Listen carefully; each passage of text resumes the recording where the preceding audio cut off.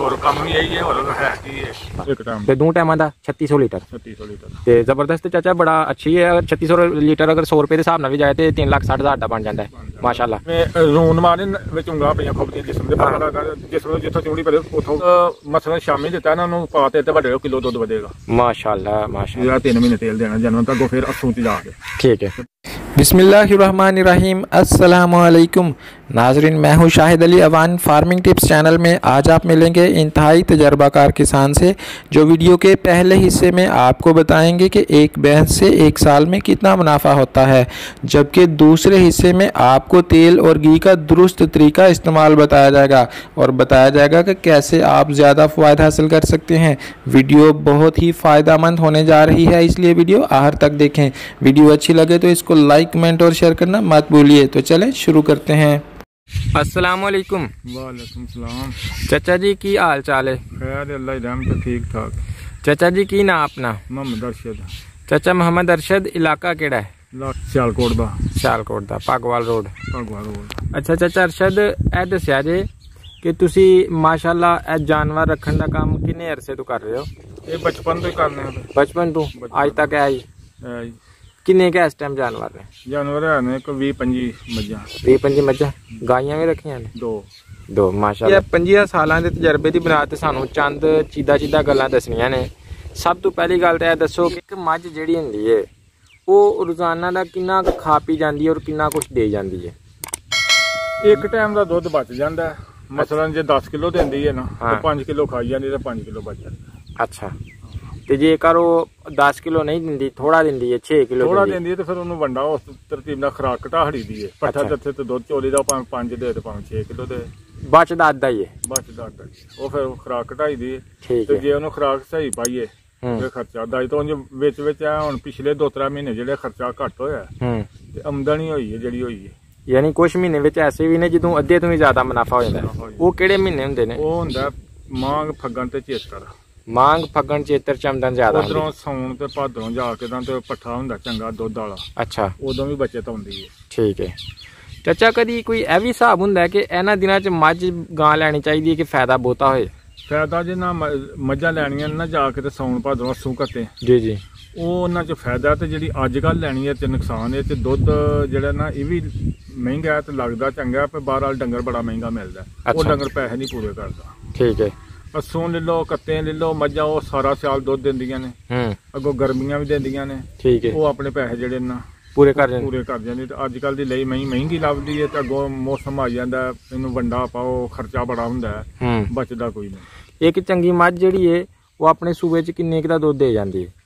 ਉਹ ਤਕਰੀਬਨ ਹੁੰਦਾ ਭਈ 5-6 ਮਹੀਨੇ ਤੋਂ ਦੁੱਧ ਦੇਣਾ ਚੰਗਾ। ਠੀਕ ਹੈ। ਅੱਗੋਂ ਫਿਰ ਨਾਰਮਲ ਹੋ ਜਾਂਦਾ। ਫਿਰ ਜਿੰਨਾ ਖਰਚਾ ਕਰ ਲਓ ਉਹਨਾਂ ਹੀ ਦਿੰਦੀ ਹੈ ਦੁੱਧ। ਨਹੀਂ ਕਦੀ ਇਹ ਹਿਸਾਬ ਲਾਇਆ ਕਿ ਇੱਕ ਮੱਝ ਤਕਰੀਬਨ ਕੋਈ 3000 ਲੀਟਰ ਜਾਂ 3500 ਲੀਟਰ ਕਿੰਨਾ ਕੁ ਦੇ ਛੱਡਦੀ ਹੈ ਪੂਰੇ ਸੂਬੇ ਚ? ਇਹ ਤੇ ਹੁਣ ਔਸਤ ਨਾਲ ਹੀ ਹੈ ਨਾ, 10 ਲੀਟਰ ਦੇ। ਹਾਂ, ਤੇ 6 ਮਹੀਨਿਆਂ ਦਾ ਔਸਤ ਲਾ ਲਓ। 6 ਮਹੀਨੇ 60 3 6 1800 ਲੀਟਰ ਬਣ ਗਿਆ। ਤੇ ਅੱਗੋਂ ਲਾ ਲਓ ਇੱਕ ਟਾਈਮ ਦਾ ਤੇ 2 ਟਾਈਮਾਂ ਦਾ 3600 ਲੀਟਰ। ਤੇ ਜ਼ਬਰਦਸਤ ਚਾਚਾ, ਬੜਾ ਅੱਛੀ ਹੈ। ਅਗਰ 3600 ਲੀਟਰ ਅਗਰ 100 ਰੁਪਏ ਦੇ ਹਿਸਾਬ ਨਾਲ ਵੀ ਜਾਏ ਤੇ 3,60,000 ਦਾ ਬਣ ਜਾਂਦਾ ਹੈ ਮਾਸ਼ਾਅੱਲਾ। ਤੇ ਇੰਨੇ ਦੇ ਪੱਠੇ ਤੇ ਨਹੀਂ ਨਾ ਜਾਨਵਰ ਖਾਂਦਾ। ਹਾਂ, ਵੰਡਾ ਛੰਡਾ ਵੀ, ਪੱਠੇ ਛੱਠੇ ਵੀ, ਖਰਚਾ ਖਰਾਜਾ ਤੇ ਹੁੰਦੇ ਨੇ, ਲੇਕਿਨ ਇੰਨੇ ਤੇ ਨਹੀਂ ਨਾ ਆਉਂਦੇ ਅੱਧੇ। ਇਹ ਮਾਲ ਹੈ ਬਤੇਰਾ। ਠੀਕ ਹੈ। ਇਹਦੇ ਵਿੱਚ ਕੋਈ ਬੱਚਤ ਆਈ ਜਾਂਦੀ ਤੇ ਕੱਲੀ ਮੱਝ 3,60,000 ਨਹੀਂ ਬਣਾਉਂਦੀ, ਯਾਨੀ ਬਹੁਤੇ ਰੱਖਣੇ ਪੈਂਦੇ। ਠੀਕ ਹੈ ਚਾਚਾ, ਇਹ ਤੇ ਵਧੀਆ ਹੋ ਗਏ ਨਾ ਮੁਨਾਫੇ ਦੀਆਂ ਗੱਲਾਂ। ਤੇ ਹੁਣ ਤੁਹਾਨੂੰ ਪੁੱਛਣੇ ਆ ਕੁਛ ਖਾਸ ਗੱਲਾਂ ਜਿਹੜੀਆਂ ਨਵੇਂ ਦੋਸਤਾਂ ਨੂੰ ਮਸਲਾ ਫੇਸ ਕਰਨਾ ਪੈਂਦਾ ਹੈ। ਕੁਛ ਲੋਕਾਂ ਨੂੰ ਪਤਾ ਨਹੀਂ ਚੱਲਦਾ ਕਿ ਜਾਨਵਰ ਸੂਣ ਵਾਲਾ ਹੋਇਆ ਹੈ ਕਿ ਨਹੀਂ ਹੋਇਆ, ਗੱਭਣ ਜਿਹਨੂੰ ਕਹਿੰਦੇ ਨੇ। ਤੇ ਉਹ ਡਾਕਟਰ ਨੂੰ ਚੈੱਕ ਕਰਾਉਂਦੇ ਨੇ। ਇੱਕ ਤੇ ਡਾਕਟਰ ਨੂੰ ਚੈੱਕ ਕਰਾਉਣ ਲੱਗੇ ਜਾਨਵਰ ਨੂੰ ਸੰਭਾਲਣਾ ਕੁਛ ਮੁਸ਼ਕਲ ਮਰਹਲਾ ਹੁੰਦਾ ਹੈ। ਕਈਆਂ ਲੋਕਾਂ ਤੇ ਇੰਤਜ਼ਾਮ ਕੀਤੇ ਨੇ, ਕਈਆਂ ਨਹੀਂ ਕੀਤੇ, ਉਹਨਾਂ ਵਾਸਤੇ ਮੁਸ਼ਕਲ ਹੁੰਦਾ ਹੈ। ਤੇ ਜਾਨਵਰ ਨੂੰ ਜਰਾਸੀਮ ਵੀ ਅੰਦਰ ਟੁਰ ਜਾਂਦੇ ਨੇ। ਉਹ ਕਿਸ ਤਰ੍ਹਾਂ ਕੋਈ ਤਕਨੀਕ ਦੱਸੋ ਕਿ ਪਤਾ ਚੱਲ ਜੇ ਕਿ ਜਾਨਵਰ ਗੱਭਣ ਹੈ ਕਿ ਨਹੀਂ ਹੈ ਤੇ ਜਦ ਡਾਕਟਰ ਨੂੰ ਚੈੱਕ ਨਾ ਕਰਾਉਣਾ ਪਏ? ਜਦੋਂ ਜਾਨਵਰ ਬਣ ਜਾਂਦਾ ਨਾ ਜੀ, ਉਹਦੇ ਤੋਂ 2 ਮਹੀਨਿਆਂ ਬਾਅਦ ਤੀਸਰੇ ਮਹੀਨੇ ਦੇ ਵਿੱਚ ਨਾ ਜਾਨਵਰ ਦਾ ਜਿਹੜੀ ਇਹਨਾਂ ਕੰਡ ਇਹ ਪੂਰੀ ਹੋ ਜਾਂਦੀ ਹੈ, ਭੋਲੀ ਹੋਣ ਲੱਗ ਪੈਂਦੀ, ਡੰਗਰ ਜਾਨ ਫੜਨ ਲੱਗ ਪੈਂਦਾ। ਕਿਸ ਮਾਨੇ ਹੋ ਜਾਂਦੀ ਇਹਦੀ ਕੰਡ? ਉਹ ਮਸਲਨ ਨਾ ਜਿਵੇਂ ਰੂਨ ਮਾਰੇ ਵਿੱਚ ਉਂਗਲਾਂ ਪਈਆਂ ਖੁਬਦੀਆਂ ਜਿਸਮ ਦੇ ਪਤਾ ਲੱਗਦਾ ਜਿਸਮ ਜਿੱਥੋਂ ਚੁੰਡੀ ਪਰੇ ਉਥੋਂ ਚੁੰਡੀ ਪੂਰੀ ਹੁੰਦੀ ਹੈ। ਜਿਸਮ ਪਹਿਲੇ ਦੀ ਨਿਸਬਤ ਯਾਨੀ ਕੂਲੀ ਹੋ ਜਾਂਦੀ ਹੈ ਤੇ ਬਾਅਦ ਵਿੱਚ ਜਿਹੜਾ ਡੰਗਰ ਨਹੀਂ ਨਾ ਗੱਭਣ ਹੁੰਦਾ ਉਹ ਉਹਦਾ ਜਿਸਮ ਕਸਕਤ ਦਾ ਨਾਲ ਚੱਲਦਾ। ਠੀਕ ਹੈ। यानी वक्त दे नाल जिस्म सेहत होएगा। ठीक है। अच्छा, जो जो अगे जांदा जानवर, कुछ लोगों के जानवर धरू जाते हैं और कोई जो सियाने बंदे होंगे ने उन्होंने पता चल जाता है जानवर गर्मी वाला है, ਉਹਦਾ कोई चारा चूई करन लग पैंदे ने, कोड़ी खाल वगैरह का पानी या और भी कोई जो कर सकता। मसलन जे दुध दिंदी है ना जानवर, हाँ, ਉਹ गर्मी करता तो ਉਹਨੂੰ तेल दिओ ਜਾਂ ठंडी चीज तो सहाएगी। अच्छा, ਦੁੱਧੋਂ ਵਧੇਗਾ। अच्छा, ਤੇ ਜੇ ਤੁਸੀਂ ਮਸਲਨ नहीं गर्मी वाला ਉਹਨੂੰ तेल देंदे ਜਾਂ ਕੋਈ ठंडी चीज ਦੇ तो ਉਹਨੂੰ सहाएगी तो दुध ना ਝੱਗ आएगी, दुधों घट जाएगा फौरन, वो सुबह में घट जाएगा। यानी पता लग जाएगा भी ਇਹਨੂੰ गर्मी है, ਜਿਹਨੂੰ ਸਵਾਰੀਏ ਠੰਡੀ ਉਹਨੂੰ ਸਮਝੋ ਵੀ ਇਹਨੂੰ गर्मी है ਤੇ ਉਹਨੂੰ ਦੇਣੀ ਚਾਹੀਦੀ ਹੈ, ਦੇਣੀ ਚਾਹੀਦੀ। ਫਿਰ ਉਹਨੂੰ ਤੇਲ ਦਿਓ, ਉਹਨੂੰ ਜੋ ਮਰਜ਼ੀ ਠੰਡੀਆਂ ਚੀਜ਼ਾਂ ਨਾਸ਼ਤਾ ਦਿਓ, ਘੋਟ ਦਿਓ, ਉਹਨੂੰ ਸਹਾਏਗਾ, ਤੇਲ ਸਹਾਏਗਾ। ਠੀਕ ਹੈ। ਇਹ ਜਿਹੜਾ ਤੇਲ ਦਾ ਤੁਹਾਨੂੰ ਸਾਰਾ ਦੱਸਿਆ, ਕਿੰਨਾ ਕੁ ਤੇਲ ਦੇਈਏ ਤੇ ਫਿਰ ਪਤਾ ਚੱਲ ਜਾਂਦਾ ਕਿ ਇਹਨੂੰ ਸਹਾਇਆ ਕਿ ਨਹੀਂ ਹੈ ਸਹਾਇਆ, ਔਰ ਦੁੱਧ ਕਿੰਨਾ ਕੁ ਵੱਧ ਜਾਂਦਾ ਹੈ? ਤੇਲ ਜੇ ਤੇ ਦੇਣਾ ਹੋਏ ਨਾ ਮਸਲਨ ਗਰਮੀਆਂ ਦੇ ਵਿੱਚ ਪਾ ਤੇਲ ਰੋਜ਼ਾਨਾ ਦੇ ਲਓ ਡੰਗਰ ਨੂੰ। ਹਾਂ, ਤੇ ਜੇ ਅੱਧਾ ਕਿਲੋ ਦੇਣਾ ਤੇ ਫਿਰ ਇੱਕ ਡੰਗ ਛੱਡ ਕੇ ਦੂਸਰੇ ਦਿਨ ਦੇ ਦਿਓ। ਤੇ ਉਹ ਦੁੱਧ ਕਿੰਨਾ ਕੁ ਵਧਾਏਗਾ ਤੇ ਪਤਾ ਚੱਲੇਗਾ? ਉਹ ਦੁੱਧ ਮਸਲਨ ਸ਼ਾਮੀ ਦਿੱਤਾ ਨਾ ਉਹਨੂੰ ਪਾ ਤੇਲ ਤੇ ਵੱਡੇ ਕਿਲੋ ਦੁੱਧ ਵਧੇਗਾ। ਮਾਸ਼ਾਅੱਲਾ ਮਾਸ਼ਾਅੱਲਾ, ਯਾਨੀ ਪਾ ਦੇ ਬਦਲੇ ਕਿਲੋ ਦੁੱਧ ਵਧੇਗਾ ਜਾਨਵਰ। ਜ਼ਿੰਦਾਬਾਦ ਜ਼ਿੰਦਾਬਾਦ। ਤੇ ਅਗਰ ਉਹ ਇਸ ਤਰ੍ਹਾਂ ਨਹੀਂ ਕਰਦਾ, ਪਾ ਦਿੱਤਾ ਤੇਲ ਔਰ ਉਹਨੇ ਕੋਈ ਇਜ਼ਾਫਾ ਨਹੀਂ ਕੀਤਾ ਤਾਂ ਇਹਦਾ ਮਤਲਬ ਇਹਨੂੰ ਤੇਲ ਦੀ ਜ਼ਰੂਰਤ ਨਹੀਂ ਹੈ। ਉਹ ਘਟ ਜਾਏਗਾ, ਉਹ ਘਟ ਜਾਏਗਾ। ਉਹ ਸਵੇਰ ਸੁਬਾਹ ਨੂੰ ਦੁੱਧੋਂ ਘਟ ਜਾਏਗਾ, ਝੱਗ ਨਾ ਆਏਗੀ ਉੱਤੇ ਮਾਸਾ ਵੀ। ਠੀਕ। ਉਹ ਪਾਣੀ ਵਾਂਗ ਦੁੱਧ ਹੋਏਗਾ, ਜਿਹਨੂੰ ਨਹੀਂ ਸਹਾਇਆ ਤੇ ਉਹਨੂੰ ਫੌਰਨ ਬੰਦ ਕਰ ਦੇਣਾ ਚਾਹੀਦਾ। ਫੌਰਨ ਬੰਦ ਕਰ। ਅੱਛਾ ਚਾਚਾ, ਇਹ ਚੀਜ਼ ਦੱਸਿਆ ਜੇ ਕਿ ਜਿਹੜਾ ਜਾਨਵਰ ਮੰਨ ਜਾਏ ਤੇਲ ਨੂੰ ਯਾਨੀ ਇਸਤੇਮਾਲ ਕਰਨ ਚ ਉਹਨੂੰ ਫਾਇਦਾ ਦੇ, ਤੇ ਕਿੰਨਾ ਕੁ ਚਿਰ ਤੇਲ ਇਸਤੇਮਾਲ ਕਰ ਦੇਣਾ ਚਾਹੀਦਾ? ਤੇਲ ਜਿੰਨਾ ਚਿਰ ਗਤਾਵੇ ਤੇ ਤੇਲ ਨਹੀਂ ਦੇਣਾ। ਮਤਲਬ ਡੰਗਰ ਨੂੰ ਤੂੜੀ ਪਾਣੀ ਗਤਾਵਾ ਕਰਨਾ ਤੇ ਫਿਰ ਉਹਨੂੰ ਤੇਲ ਬੰਦ ਕਰ ਦੇਣਾ ਚਾਹੀਦਾ। ਜੇ ਪੱਠੇ ਨੇ ਸਟਾਲੇ ਤੇ ਨੇ ਗਰਮੀਆਂ ਨੇ, ਚੇਤਰ ਵਿੱਚ ਦਿਓ ਤੇਲ, ਵਿਸਾਖ ਚ ਦਿਓ, ਜੇਠ ਚ ਦਿਓ, 3 ਮਹੀਨੇ ਤੇਲ ਦੇਣਾ ਜਾਨਵਰ ਤਾਂ ਅੱਗੋਂ ਫਿਰ ਅੱਸੂ ਚ ਜਾ ਕੇ। ਠੀਕ ਹੈ। ਤੇ ਬਾਰਿਸ਼ਾਂ ਚ ਤੇਲ ਨਹੀਂ ਦੇਣਾ, ਨਾ ਸਾਉਣ ਚ ਨਾ ਭਾਦਰੋਂ ਚ ਤੇਲ ਦੇਣਾ ਚਾਹੀਦਾ, ਫਿਰ ਅੱਸੂ ਚ ਤੇ ਕੱਸੇ। ਜਿਹੜੇ ਜਾਨਵਰ ਨੇ ਤੇਲ ਖਾਦਾ ਹੋਏਗਾ ਉਹ ਤਰੂਏਗਾ ਨਹੀਂ? ਉਹ ਅੰਦਰ ਹੁੰਦੀ ਹੈ ਨਾ ਠੰਡ ਪੈਦਾ ਹੋ ਜਾਂਦੀ ਹੈ, ਇਹ ਹੁੰਦਾ ਡੰਗਰ ਹੁਸੜ ਕੇ ਹੀਟ ਨਾਲ ਤਰੂ ਜਾਂਦਾ। ਅੱਛਾ ਠੀਕ ਹੈ। ਤੇ ਖੁਦਾ ਨਾ ਖਾਸਤਾ ਅਗਰ ਕਿਸੇ ਬੰਦੇ ਦਾ ਜਾਨਵਰ ਤਰੂ ਜਾਏ ਤੇ ਕਿਆ ਉਹ ਦੁੱਧ ਤੇ ਆ ਸਕਦਾ ਹੈ? ਜੇ ਤੇ ਮਸਲਨ ਤਰੂਇਆ ਹੈ ਤੇ ਦੁੱਧ ਦਿੰਦਾ ਫਿਰ ਤਾਂ ਦੁੱਧ ਪਿਆ ਦੇਗਾ। ਤੇ ਕਈ ਵੱਧ ਵੀ ਜਾਂਦੇ ਨੇ ਜਾਨਵਰ ਦੁੱਧੋਂ ਤਰੂ ਕੇ, ਤੇ ਕਈ ਜਿਹਨੇ ਨੇ ਵੀ ਉਂਝ 3 ਮਹੀਨੇ ਜਾਂ ਕੋਈ ਉਂਝ ਤਰੂ ਜਾਂਦਾ ਦੁੱਧ ਦਿੰਦਾ ਹੀ ਨਹੀਂ ਤਾਂ ਉਹਨੇ ਦੇਣਾ ਕਿੱਥੋਂ? ਠੀਕ ਹੈ। ਮਸਲਨ ਯਾਨੀ ਜਿਹੜਾ ਕਾਫੀ ਪਹਿਲੇ ਤਰੂਏਗਾ ਤਾਂ ਉਹਨੇ ਨਹੀਂ ਬਹਾਲ ਹੋਣਾ, ਜਿਹੜਾ ਕਰੀਬ ਜਾ ਕੇ ਤਰੂਏਗਾ, ਕਰੀਬ ਜਾ ਕੇ ਕੋਈ ਮਹੀਨਾ ਰਹਿੰਦਾ, ਹਾਂ 2 ਰਹਿੰਦੇ ਨੇ, ਤੇ ਉਹ ਮੱਝ ਨੂੰ ਕੋਈ ਹੱਥ ਜੱਟ ਲਾਓ ਤੇ ਉਹ ਦੁੱਧੋਂ ਟੁਰ ਪੈਂਦੀ ਹੈ, ਪਰ ਉਹ ਸੂਆ ਪੂਰਾ ਨਹੀਂ ਕਰਦੀ ਜਿਸ ਤਰ੍ਹਾਂ ਦਾ ਹੋਣਾ ਚਾਹੀਦਾ। ਉਹ ਇਹ ਹੋਈ ਹੈ ਕੋਈ। ਠੀਕ ਹੈ। 2-4 ਕਿਲੋ। ਅੱਛਾ, ਕੁਝ ਲੋਕਾਂ ਦੇ ਜਾਨਵਰਾਂ ਦੇ ਥਾਣਾ ਨੂੰ ਇਨਫੈਕਸ਼ਨ ਹੋ ਜਾਂਦਾ ਹੈ, ਸਾੜੂ ਟਾਈਪ ਜਾਂ ਚੰਦਰੀ ਚੀਜ਼ਾਂ ਹੋ ਜਾਂਦੀਆਂ ਨੇ ਜਾਂ ਚੰਗਿਆੜੀ ਹੋ ਜਾਂਦੀ ਹੈ, ਉਹਦਾ ਕੀ ਕੋਈ ਦੇਸੀ ਟੋਟਕੇ ਨੇ? ਇਹ ਉਹ ਖੁਸ਼ਕੀ ਗਰਮੀ ਨਾਲ ਹੁੰਦਾ ਚੰਦਰੀ ਤੇ ਥਣ ਨੂੰ ਸਾੜੂ, ਇਹ ਜਿਹੜੇ ਡੰਗਰ ਨੂੰ ਅੰਦਰੋਂ ਥਿੰਦਿਆ ਜਾਂ ਤੇਲ ਜਾਂ ਮੱਖਣ ਜਾਂ ਘਿਓ ਦਿੰਦੇ ਰਹੋ, ਉਹਨੂੰ ਨਹੀਂ ਇਨਫੈਕਸ਼ਨ ਹੁੰਦੇ ਥਣਾ ਤੋਂ। ਅੱਛਾ। ਤੇ ਉਹ ਬਿਲਕੁਲ ਘੱਟ। ਤੇ ਜਿਹਨੂੰ ਨਹੀਂ ਆ ਖੁਸ਼ਕੀ ਗਰਮੀ ਨਾਲ ਹੁੰਦਾ ਇਨਫੈਕਸ਼ਨ ਥਣ ਤੇ, ਦੁੱਧੋਂ ਘਟ ਜਾਣਾ, ਥਣ ਨੂੰ ਸੋਜ ਜਾਣੀ, ਜਿਹੜੇ ਡੰਗਰ ਖੁਸ਼ਕ ਨੇ ਅੰਦਰੋਂ ਉਹਨਾਂ ਨੂੰ ਹੁੰਦਾ। ਅਗਰ ਫਰਜ਼ ਕਰੋ ਹੋ ਜਾਏ ਤੇ ਫਿਰ ਟੀਕੇ ਲਾਣਾ ਬਿਹਤਰ ਰਹਿੰਦਾ ਡਾਕਟਰਾਂ ਕੋਲੋਂ ਜਾਂ ਦੇਸੀ ਹੱਲ ਕਰਨਾ ਬਿਹਤਰ ਰਹਿੰਦਾ? ਮਸਲਨ ਫੌਰਨ ਤੇ ਟੀਕਾ ਲਾਣਾ ਪੈਂਦਾ। ਅੱਛਾ। ਉਹਨੂੰ ਬਹਾਲ ਕਰਨ ਵਾਸਤੇ। ਅੱਛਾ। ਤੇ ਬਾਅਦ ਵਿੱਚ ਫਿਰ ਉਹਨੂੰ ਘਰੇਲੂ ਇਲਾਜ ਮਸਲਨ ਮੱਖਣ ਦਿਓ, ਤੇਲ ਦਿਓ, ਘਿਓ ਦਿਓ, ਨਾਲ ਕੋਈ ਕਾਲੀ ਮਿਰਚ ਵਿੱਚ ਲਾ ਦਿਓ ਕਿ ਥਣ ਦੀ ਚੰਦਰੀ ਨਾ ਹੋਏ। ਅੱਛਾ। ਸੋ ਫਿਰ ਨਾ ਸੋਜ ਹੋਏ। ਠੀਕ ਹੈ। ਥਣ ਬੰਦ ਹੋਈਏ ਤੇ ਕਿਆ ਉਹ ਨਿਕਲ ਚਾਲੂ ਹੋ ਸਕਦਾ ਦੁਬਾਰਾ? ਚਾਲੂ ਹੋ ਸਕਦਾ ਜੇ ਉਹਦੇ ਅੰਦਰ ਕੋਈ ਨਾੜ ਛਾੜ ਨਾ ਪੈਦਾ ਹੋਈ ਹੋਵੇ।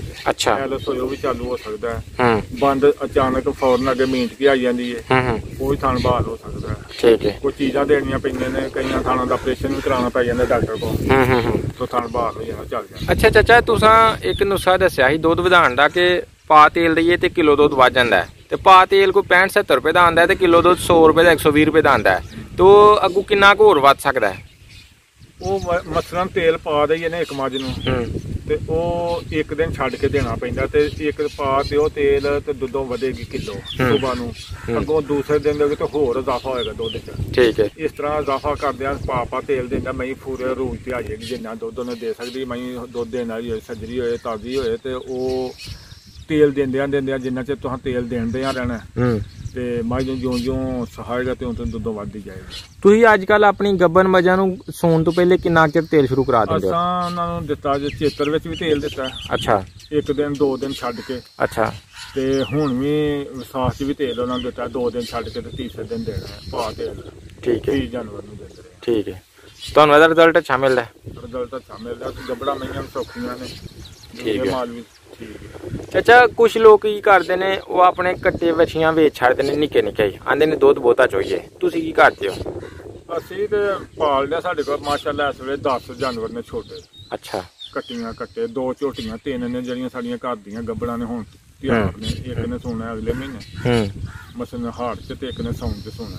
ਠੀਕ ਹੈ, ਘਰ ਦੀਆਂ ਤੇ ਉਹ ਘਰ ਦੀਆਂ ਜਿਹੜੀਆਂ ਕੋਈ 1-2 ਰਲੇ ਤੋਂ ਮੁਨਾਫਾ ਹੋ ਜਾਂਦਾ, ਮੁਨਾਫਾ ਉਹੀ ਹੁੰਦਾ ਅਸਲ ਮੁਨਾਫਾ ਹੋ ਜਾਂਦਾ। ਹੁਣ ਇਹ ਸਾਲ ਦੇ ਸਾਡੇ ਕੋਲ ਕੱਟੀਆਂ ਨੇ 10।